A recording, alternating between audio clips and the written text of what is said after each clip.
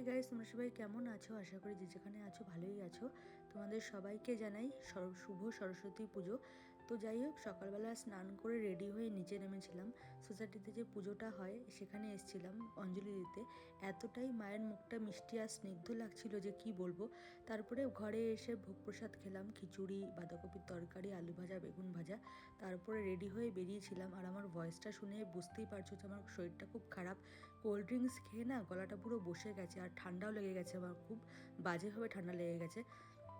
তো যাই হোক, বেরিয়েছিলাম। গিয়ে তো দেখলাম যে এতটাই ভিড়, এতটাই লাইন, টালা প্রত্যয় গেছিলাম ঠাকুর দেখতে। প্রত্যেক বছর তো আসা হয় না, প্রত্যেক বছর ভাবি আসবো আসবো, কিন্তু কোনো কারণবশত আর আসা হয় না। তো যাই হোক, এখানে গিয়ে তো অনেকক্ষণ ওয়েট করেছিলাম, লাইনে পড়েছিলাম। অনেকক্ষণ ওয়েট করার পরে ভেতরে ঢুকে দেখি ঠাকুরটা খুব মিষ্টি বানিয়েছিল। প্যান্ডেলটাও খুব সুন্দর, সিম্পলের মধ্যে এতটাই ভালো লাগছিল কি বলবো। আর তোমরা কিন্তু কমেন্ট করে আমাকে জানিও যে তোমরা কে কে এসছো এখানে কালকে। আর তোমাদের কমেন্ট কিন্তু পড়তে আমার খুব ভালো লাগে। তো যাই হোক, ঠাকুর দেখে কিছুক্ষণ থেকে তারপরে গেছিলাম হচ্ছে আরসালানে লাঞ্চ করতে। আর ওখানে গিয়েও না প্রচণ্ড ভিড় ছিল। এক তো 23শে জানুয়ারি ছিল, সেই জন্য হয়তো, আর হচ্ছে সরস্বতী পুজোর জন্য, সেই জন্য হয়তো প্রচণ্ড ভিড় ছিল। আর সুন্দর করে ডেকোরেশন করেছিল 23শে জানুয়ারির দিনকে, ট্রাই কালার বেলুন দিয়ে খুব সুন্দরভাবে ডেকোরেশন করেছিল।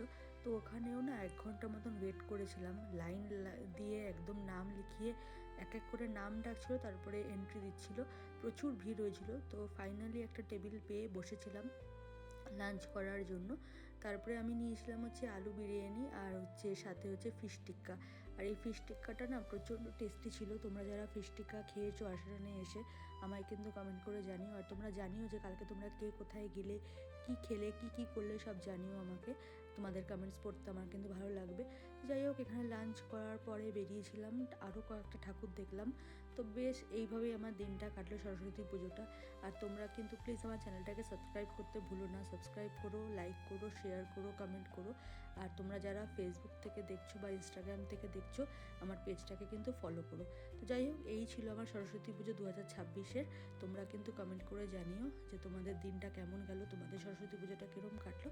তো ব্যাস এই ঠাকুর কয়েকটা দেখে তারপরে দিনটা সুন্দর করে কাটিয়ে বাড়িতে ফিরলাম। দেখা হচ্ছে পরে, ততক্ষণ ভালো থেকো, টাটা।